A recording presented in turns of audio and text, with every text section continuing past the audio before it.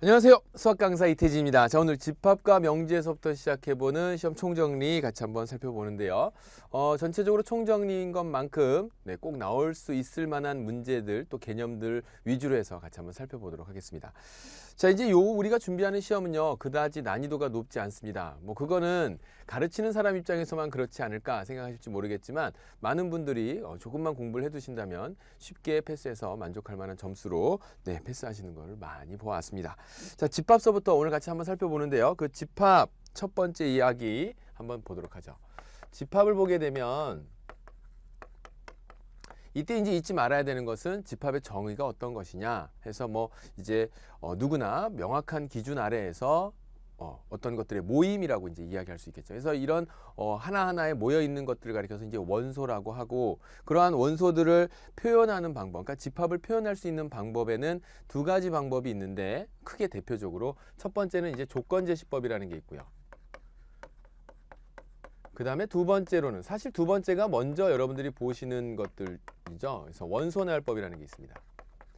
그래서 요거를 이제 구체적으로 예를 한번 들어보면, 조건제시법이라고 하는 것은 어떤 조건을 제시하는 거예요. 그래서 쓰는 방법이 다음과 같이 쓴답니다.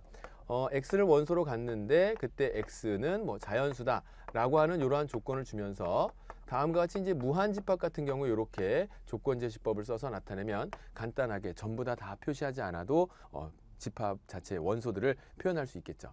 원소나열법은 말 그대로 위에 나와 있는 것처럼 1, 2, 3, 4, 5, 6, 7, 8, 9, 10 이렇게 나가는 이런 것들 원수를 직접 쓰면서 나타내는 표현 방법이 있답니다. 사실 이제 요 이야기를 하게 될 때 집합을 표현하는 방법 중 이런 그림, 그래서 집합 A가 있었는데 집합 A가 예를 들어서 A라는 집합이 1, 2, 3이다. 이런 원소를 갖겠다라고 한다면 그림을 통해서 이제 벤 다이어그램이라고 하는 이러한 모양으로 나타낼 수 있는 방법까지 해서 총 세 가지의 이제 집합을 표현할 수 있는 방법들이 있는데요. 이러한 집합에는 또 이제 각각의 종류를 살펴보면 유한집합, 원소의 개수가 유한계인 거, 그다음에 원소의 개수가 무한이 나가는 무한집합, 그리고 이제 또 하나 살펴본다면 거기에 공집합이라고 하는 게 하나 등장하게 된답니다. 사실 이 공집합이라는 것의 개념이 머릿속에서 잘 정리가 또 안 되시는 분들이 있어서, 공집합이라고 하는 건 원소가 없어요. 집합은 집합인데 말 그대로 비어있다는 얘기예요.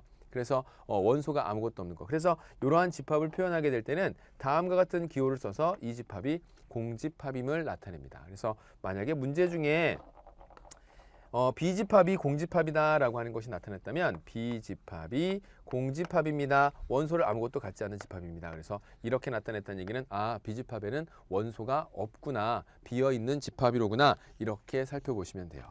자, 그 다음에 이제 등장하는 몇 가지 용어 중에서 중요한 것 중에 하나가 바로 부분집합이라고 하는 게 등장합니다.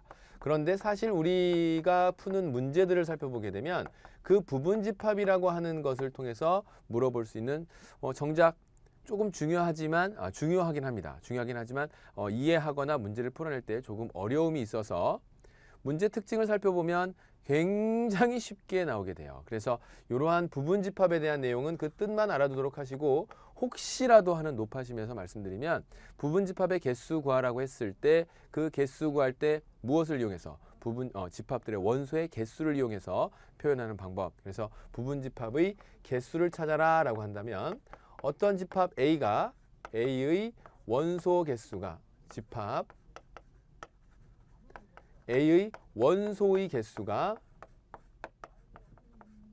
M개라고 했을 때 그때 집합 A의 부분집합의 개수를 구하라 라고 한다면 이때 부분집합의 개수는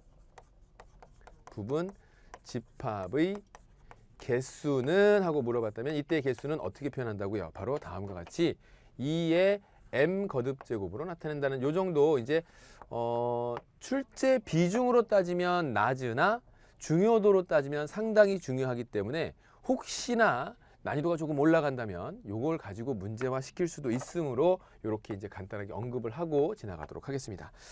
이제 내용 자체가 총정리다 보니까 조금 빠르게 진행되는 것도 없지 않아 있죠.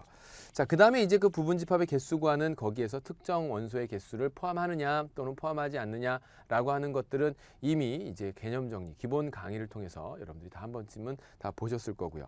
그 다음에 이제 주로 출제되는 부분은 바로 집합의 연산 법칙에 대해서 등장하는 이런 용어들입니다. 예를 들어서 합집합, 그 다음에 교집합, 그리고 차집합, 합집합, 교집합, 차집합.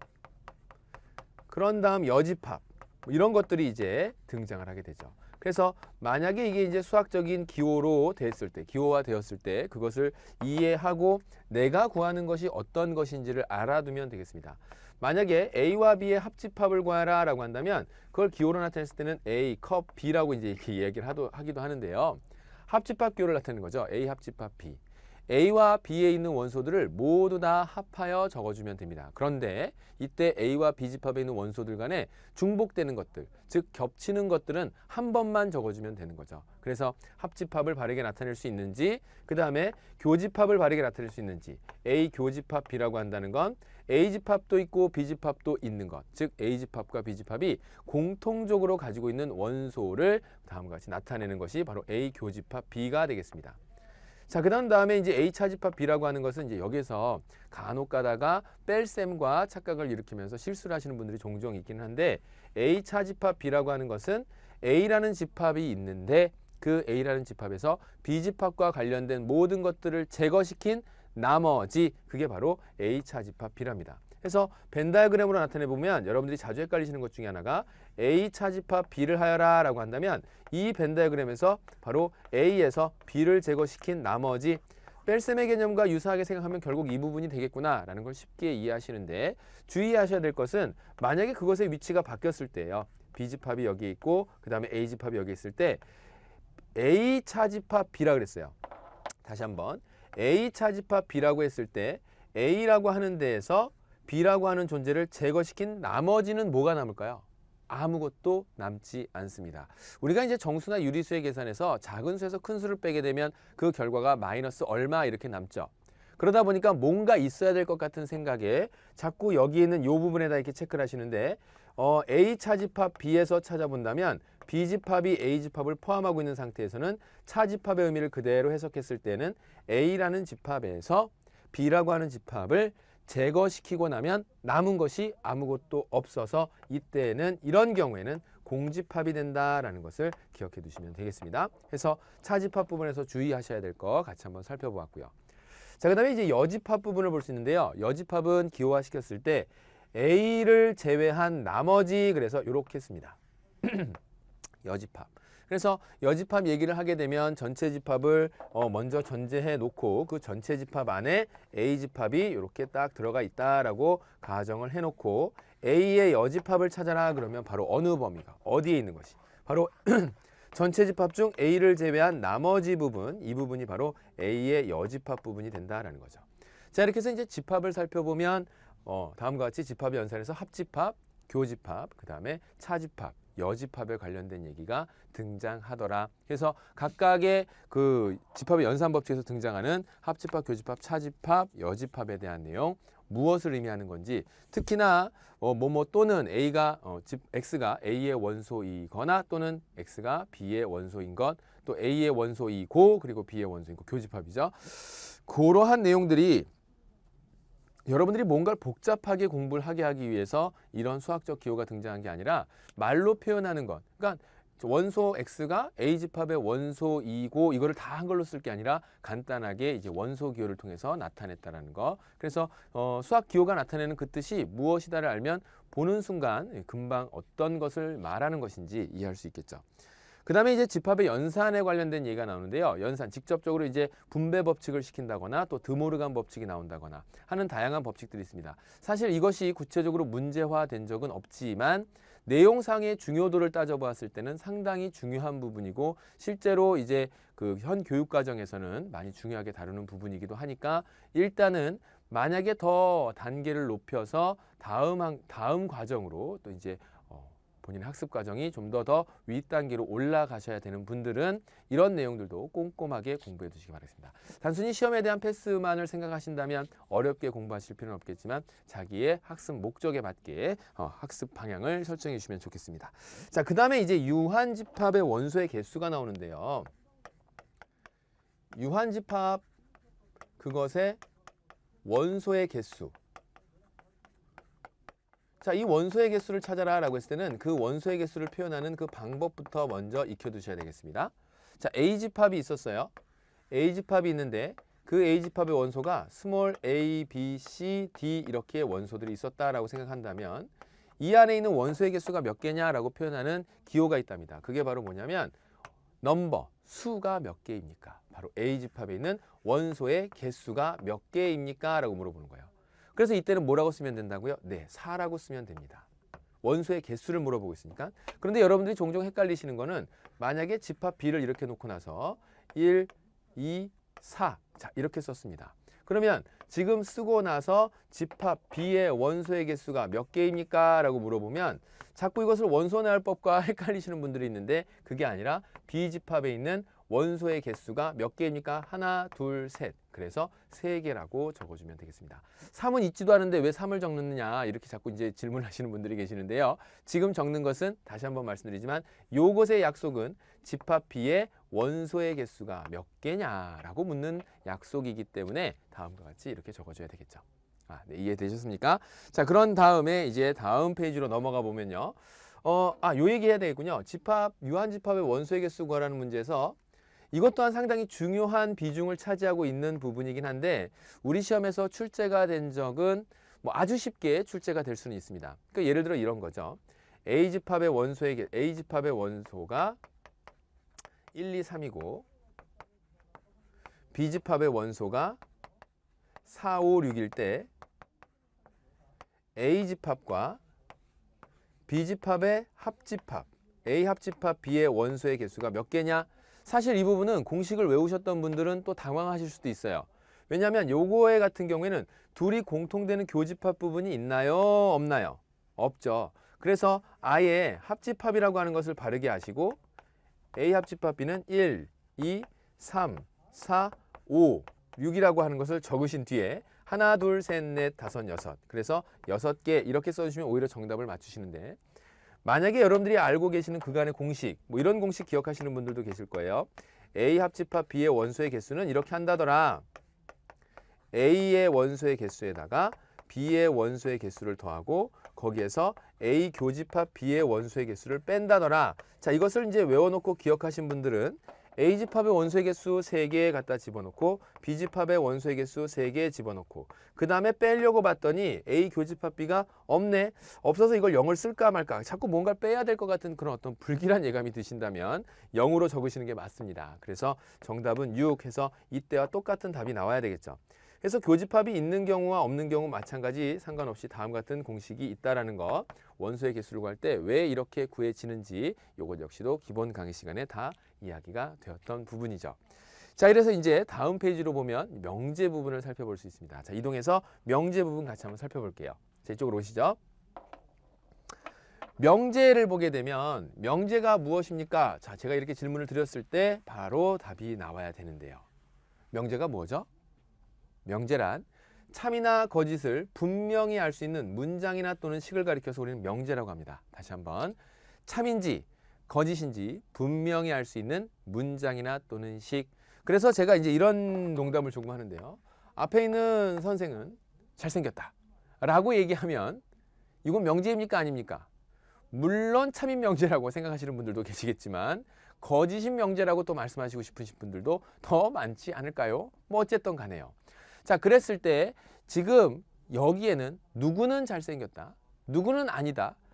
상황에 따라서 자신의 가치 판단이 들어가는 경우에는 명제가 될 수 없습니다. 보는 사람에 따라서 달라질 경우 장미꽃은 아름답다. 누구에게는 아름다울 수 있지만 누구에게는 그 가시가 정말 싫을 수가 있거든요. 그래서 아름답지 못하다라고 생각할 수 있습니다. 그래서 이러한 아름답다, 못생겼다, 좋다, 나쁘다 이런 것들의 어떤 가치 판단이 들어가는 경우에는 명제가 될 수 없습니다. 그래서 이제 여러분들이 헷갈리는 건 명제인 것과 거짓인 명제인 것과 참인 명제, 그 다음에 명제가 아닌 것과 거짓인 명제 이런 것들을 자꾸 혼돈해서 쓰는데요. 참이면 참인 명제, 거짓이면 거짓인 명제, 참거짓이 분명한 것들. 그래서 예를 들어서 다음에 나와 있는 예 3 더하기 7이면 그 결과가 12다. 자, 이것은 명제일까요 아닐까요? 이것은 명제가 맞습니다. 누가 보더라도 거짓이기 때문에 명백한 거짓이기 때문에 명제는 맞습니다. 하지만 거짓인 명제인 거죠. 그래서 명제를 판단하실 때 그런 것들 잘 살펴주도록 하시고, 이러한 명제는 어떤 식으로 구성이 되냐면 조금 전 보았듯이 뭐뭐이면 앞에 있는 게 가정, 그 다음에 뭐뭐이다 라고 하는 것이 결론. 그래서 P와 Q, 즉 가정이면 결론이다 라고 하는 이런 문장이나 또는 식으로서 다음과 같이 구성이 된답니다. 해서 가정과 결론이 나와서 다음과 같이 구성되어 있는 명제를 살펴볼 수 있고, 이런 명제 사이에서의 여러 가지 그 관계성을 놓고 보았을 때 다음과 같이 정리된 몇 가지의 관계가 있답니다. 자, 같이 한번 정리를 해보면 이런 관계가 있죠.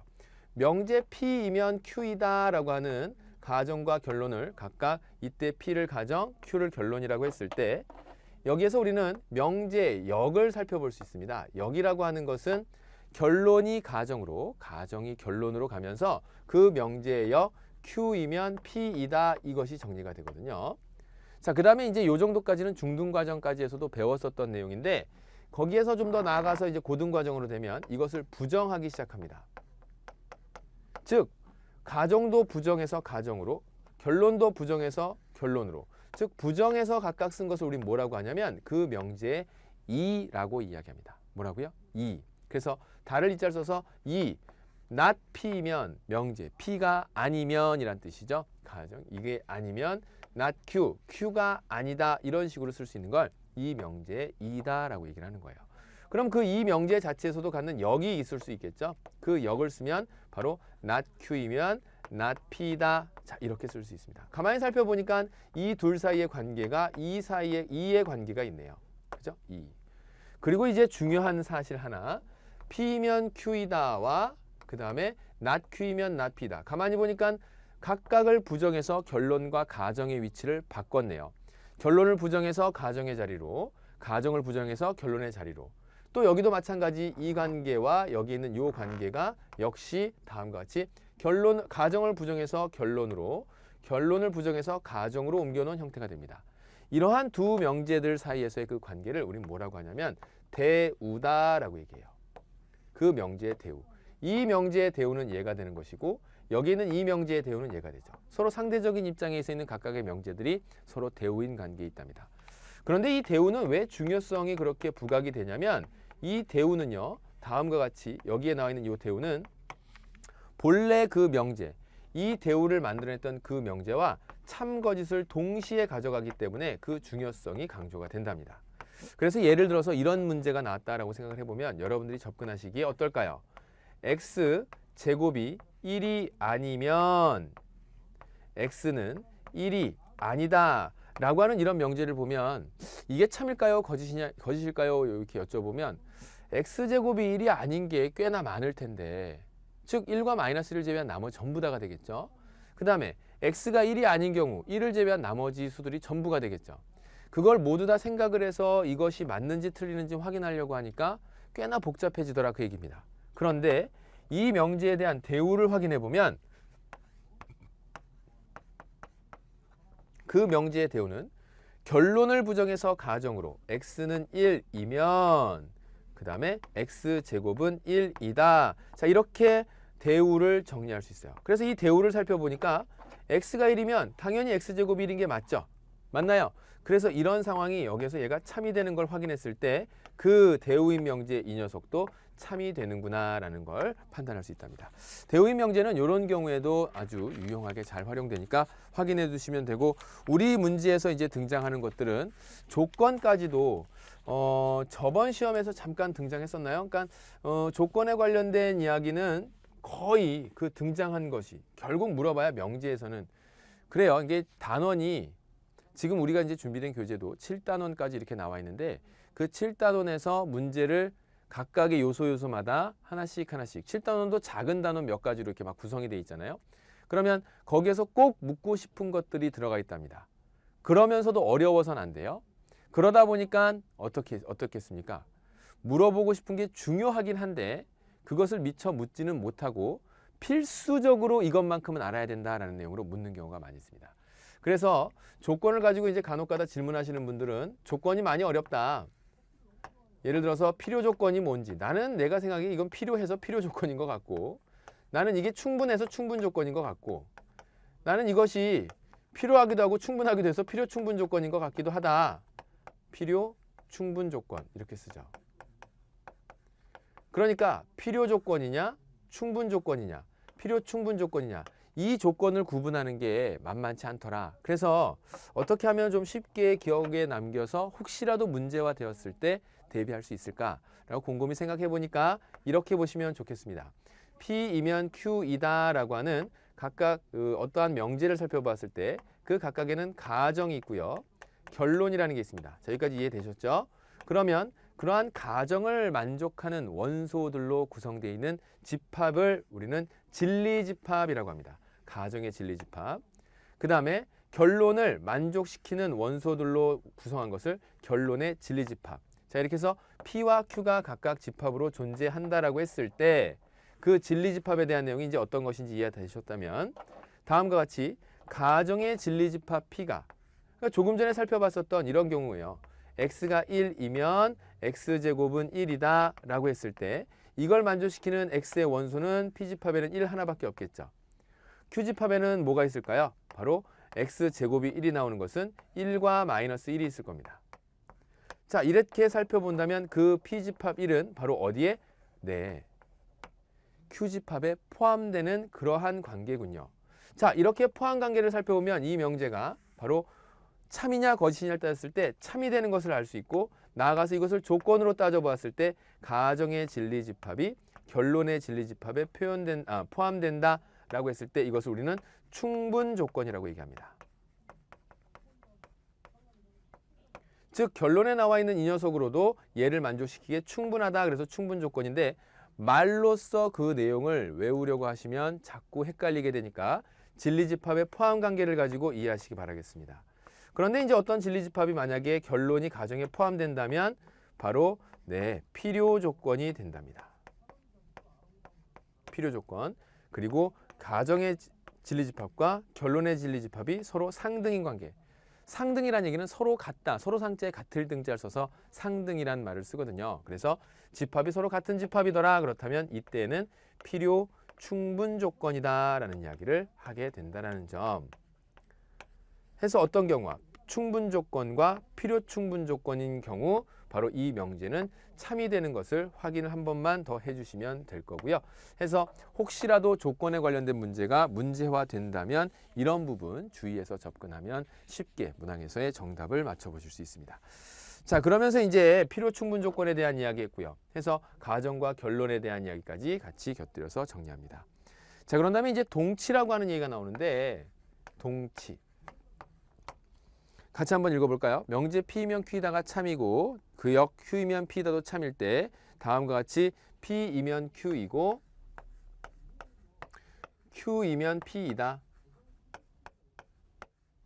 자, 이것이 만족한다고 하면 바로 이때 가정과 결론이 뭐가 되냐면 동치다라고 얘기를 하는 거예요.